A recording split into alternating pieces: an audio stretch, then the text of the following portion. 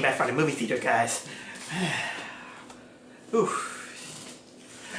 As you can tell from my supersonic speed, I just came back from watching the latest video game movie, Sonic the Hedgehog. Okay, before I start out, guys, let me tell you one thing clear. I might not look like it, but I'm a big fan of the Sonic franchise. I absolutely really like the franchise. I think it started ever since I was a kid, and I had a friend of my, the son of a friend of my father. He is the one that introduced me to Sega Genesis, and it is the one that introduced me Sonic. Because during the 90s, it was either you were a Nintendo guy or a Sega Genesis guy. Even though I liked Sega, I was more into the Nintendo thing. But nevertheless, I really was into Sonic. I saw even the cartoons. I even read some of the comics. I know how Sonic is progressing, and then I played some of the games. Unfortunately, because I'm a little bit thrifty, the only games I have even in my collections is Sonic Adventure 2 and Sonic Heroes. I really want to buy some other Sonic games, but I'm a little bit thrifty again. But still, I'm a big fan of the Sonic the Hedgehog franchise. But of course, people always try to say that, hey, Sonic has some rough edges, you know, being in video games and in other franchises and other medias and all this stuff. Yeah, I know it's not a perfect franchise, but still I'm a big supporter of Sonic, unless it's of course Sonic Boom, which even up to this day, Sonic Boom is probably my least favorite thing of the Sonic franchise. And by the way, people, yes, I saw bits of the cartoon, and by the way, no, I don't like it. I don't like the animation. I don't like how it dumbed down, you know, the stories of Sonic Boom. And there's a lot of potential, but it was misguided. But I'm not gonna talk about, you know, about this. I'm actually gonna talk to you about the movie that I just saw. And let me tell you that I was also with the fans, in which I had a little bit of the what the frick reaction when we saw the first trailer. Mainly, of course, because of the horrible design of Sonic and how he was going to be in the movie. Yeah, I agree. It was a pretty bad design. It felt really unappealing. And for me, it kind of looked like the what was it? That beastly thing for the not honey nut chili, the honeycomb Tasmanian devil that I don't even like the designs. But I was also a little bit raising my eyebrows, in which it was gonna be another one of those typical family-friendly formula in which it has this actor. What was again the name of the actor? His name always escapes me. Give me a moment. I'm going to supersonic speed. Oh yeah, there we go. James Martin. This guy, I technically don't trust him a lot on the things that he was, especially since he also dealt with another rodent in an also awful movie, which involves an Easter bunny that shits out candy. Yes, I'm talking about Hop. And also there was Jim Carrey, in which, oh my god, I'll get to that. But luckily I know that fans, they cry foul on the Sonic design, and so at least, remember when many people say that you should not listen to the fans, you must do your own creative thing? Well, sometimes there's an exception to the rule, in which, thanks to the cry of the fans, they decided to pull out the movie, redesign Sonic, and this time they make him much better. It's still a little bit kind of like a CGI character, but compared to the other one, it was a huge improvement. But right now, the movie finally came out.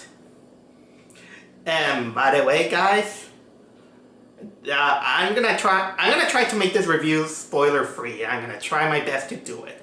Actually, I will make it spoiler free. Because why? Because considering that this is a video game movie, which still has the curse that they always come from decent to bad, this movie is one of the few times in which a video game movie managed to do a little bit of the impossible. And that is making me get out of the movie theater with a bright smile on my face. Yes, a video game movie made me feel very, very happy. I absolutely enjoyed this movie. This is probably one of the most fun movies that I had, and I felt thankful because here's the thing, guys. Ever since this crazy scene that is happening because of the Birds of Prey movie, YouTube is all the time showering, with all these rant scenes. She said this, she said that, men saying that it feels a little bit obfuscated, and it didn't help with the Oscars that all these scenes kind of made me kind of in a foul mood. But now we have a blue hedgehog who released all this bad karma that I had in my head.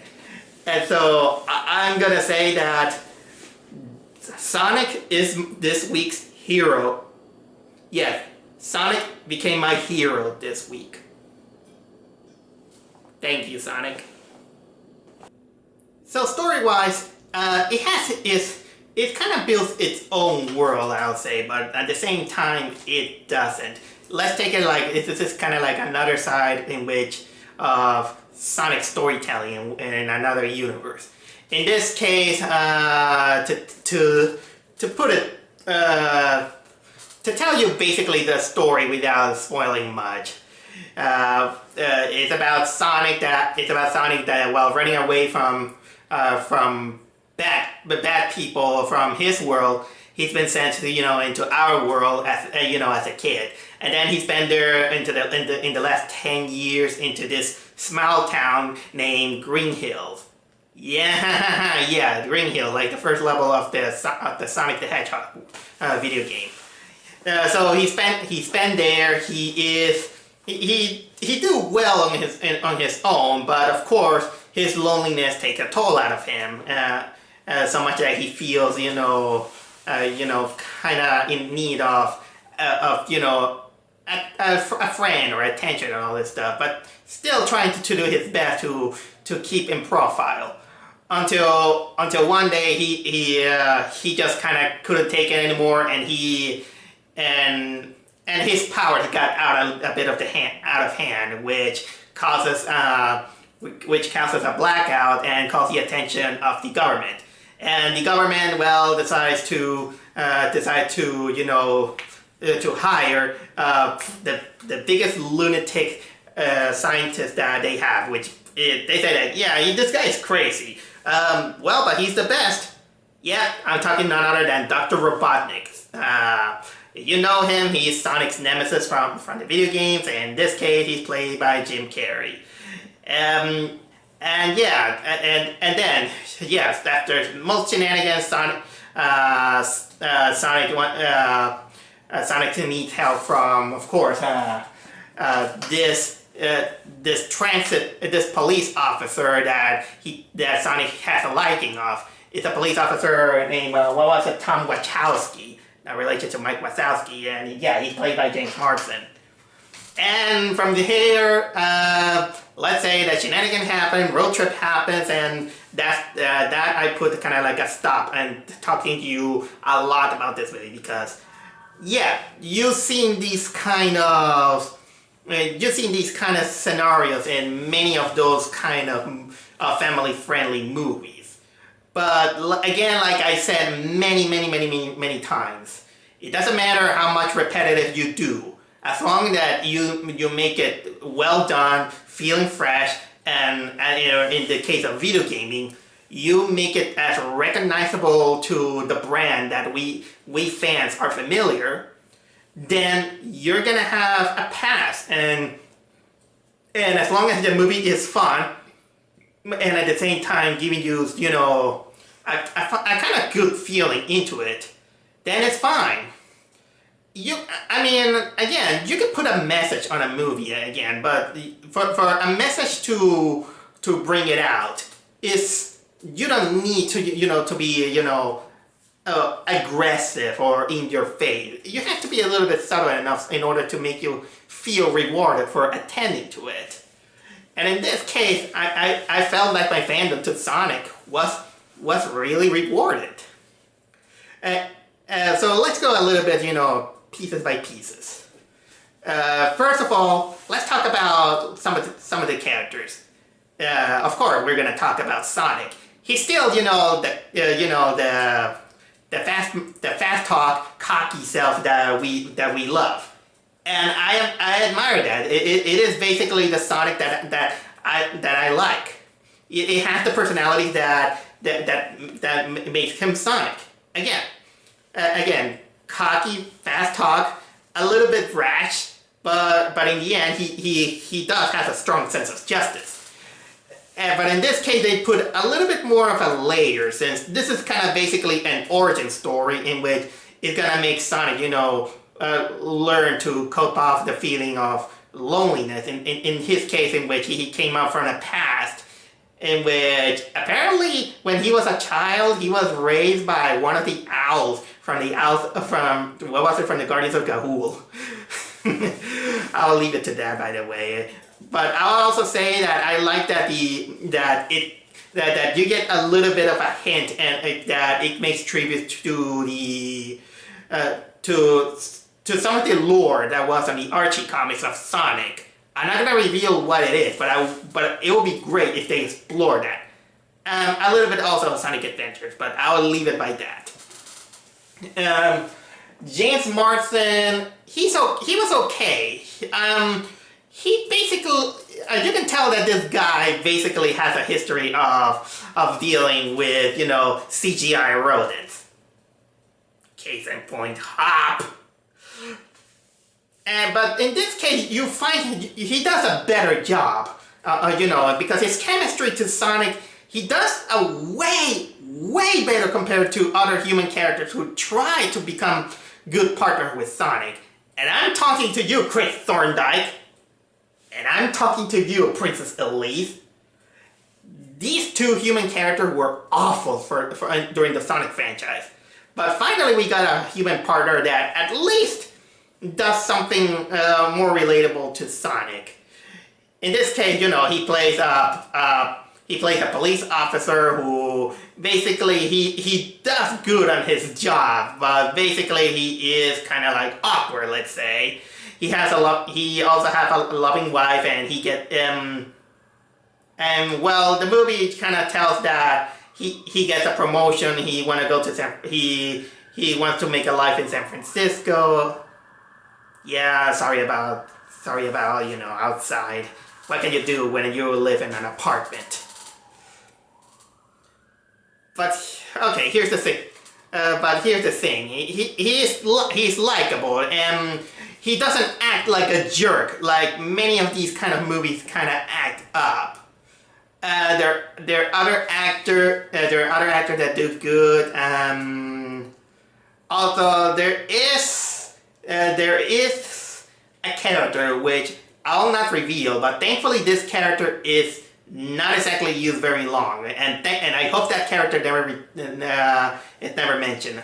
In which it's a character that the only bad actor and the only kind of ear bleed in the movie that pops out is this woman who kind of, in which, let's say that she's kind of like a crossover between Medea and and Leslie Jones from Ghostbusters. That's the best way I can describe it, but not anymore. But what about, of course, the elephant in the room? Jim Carrey as Dr. Robotnik. Well, here's the thing. Remember that I said that I cannot see Margot Robbie as Harley Quinn, no matter how of a good actress she is. She kind of doesn't, I don't see her like Margot Robbie.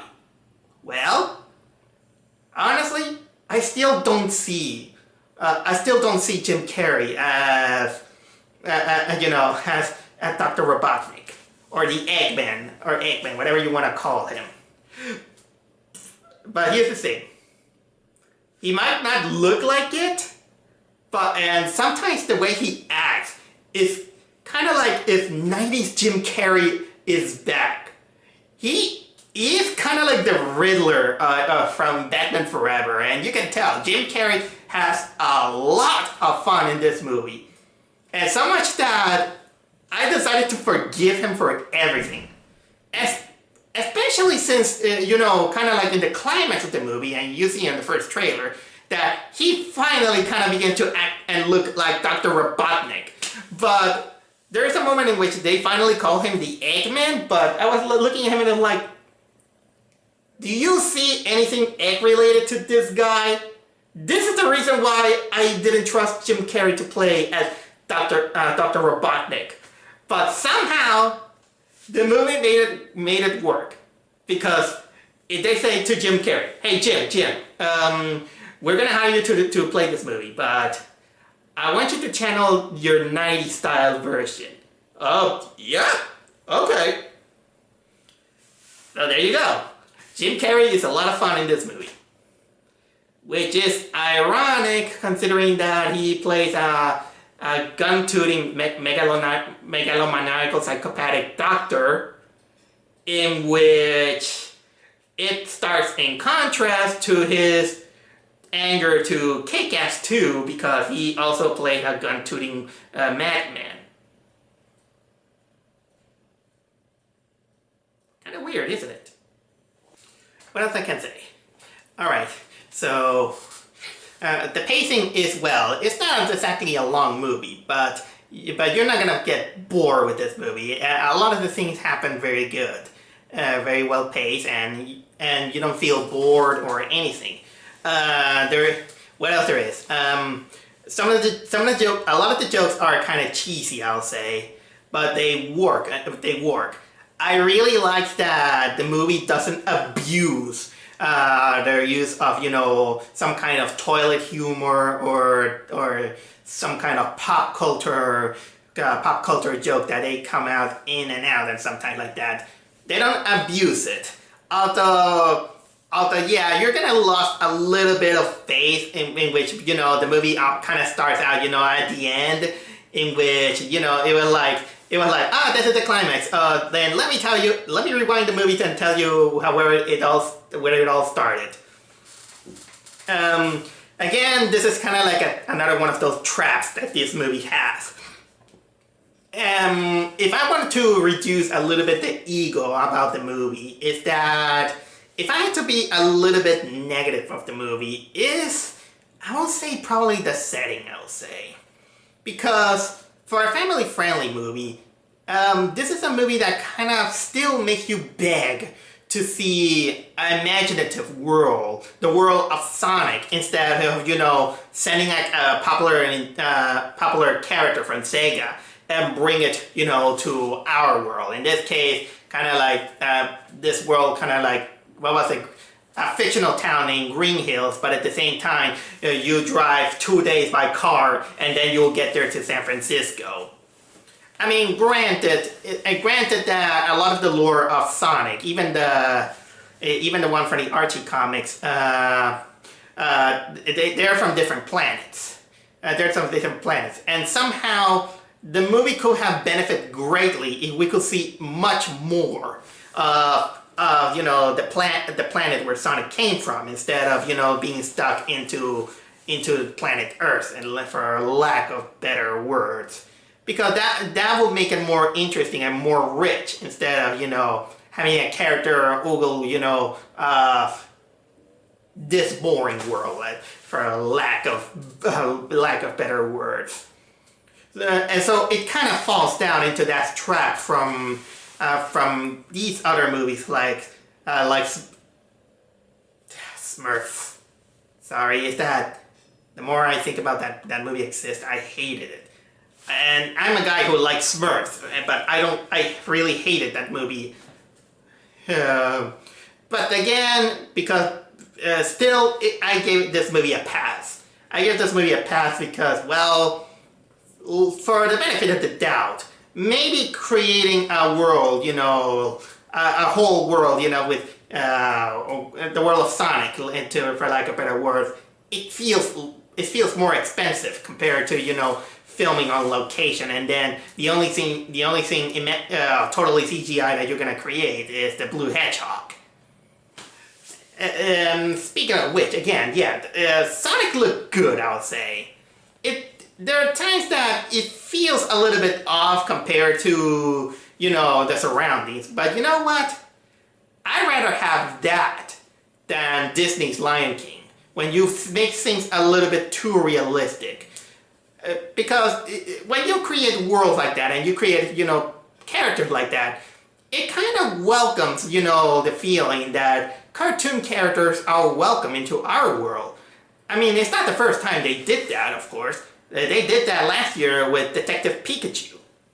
And Detective Pikachu, they don't, make it too real, the Pokemon. They just give it the design and the shape well enough to make it blend, into the world of live action. And in this case, they made the same with Sonic. Although much better compared to this. Oh man, this really became a joke, I'll say. I think there's not much I have to say about this movie, except that I really like the the design of the credits. I still have, again, my issues with Jim Carrey as Dr. Robotnik, but this is just nitpick. But I will say this: stay after the credits, and you'll see that in the mid-credits screens something special. I'm not gonna say what it is, but let me tell you, that was the first time I screamed with joy. I'm not gonna say what it is. Just stay, and you'll see. It made me scream of joy. But I'll say this: if there's gonna be a sequel, this movie deserves it. But my only recommendation is that if you're gonna make a sequel of this movie, make the world much bigger, expand it a little bit. I will say that try to keep a little bit of a minimum of, once again, James Marsden. I think this guy has enough of furry creatures kind of technically improving / ruining his life. I'm just kidding. So, well, if you excuse me, I'm going for some chili dogs. See you around, guys.